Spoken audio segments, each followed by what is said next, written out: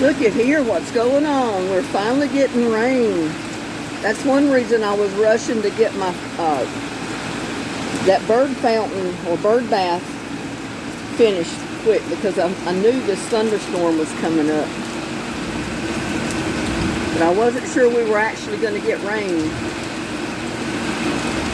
Oh my God, my plants are loving this.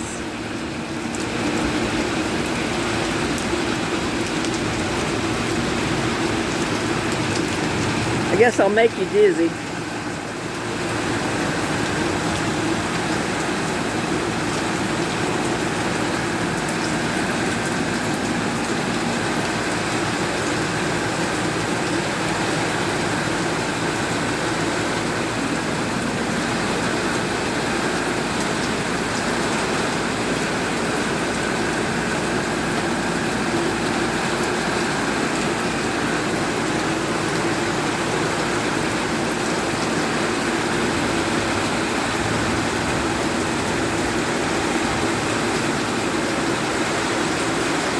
I can't wait till after a few days my plants get revived from all this. I'll make another video and show you the effects of this rain on them, because the temperatures cooled down a little bit this afternoon too, so